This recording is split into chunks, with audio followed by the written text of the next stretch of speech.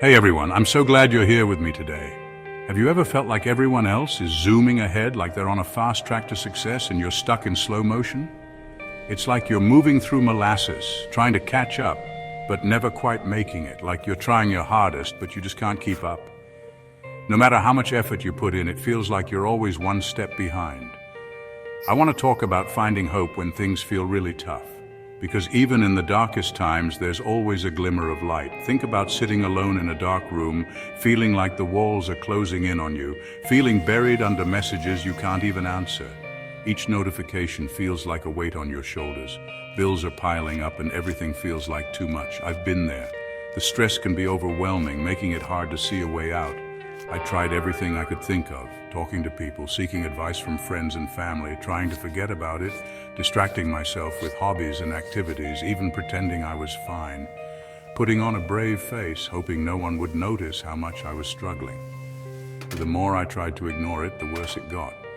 The problems didn't go away, they just grew bigger and more daunting. Then one day I just couldn't take it anymore. I felt completely hopeless. It was like hitting rock bottom with no idea how to climb back up.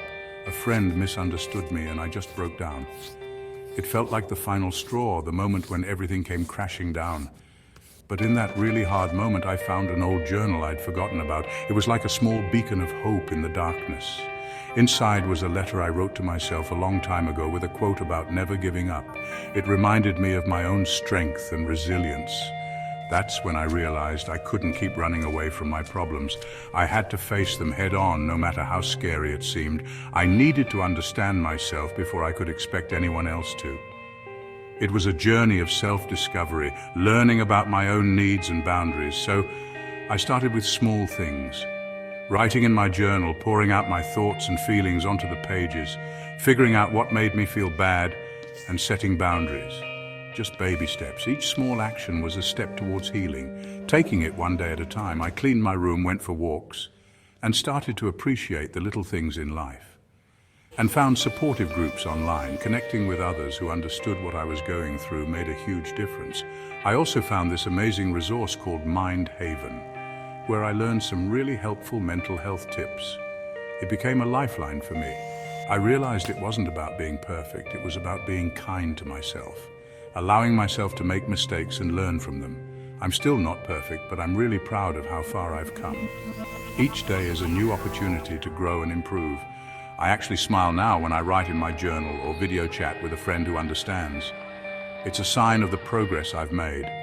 I've learned how to handle my feelings better, and I hope you can too. It's a journey, but it's worth it. If you're feeling lost, please know you're not alone. Start small. Take one step at a time and don't be afraid to ask for help. And if you need some help, subscribe to Mind Haven for more stories and tools to help you find your own light. It's a community that cares. Remember, things always get better. Just keep going. No matter how tough it gets, there's always hope on the horizon.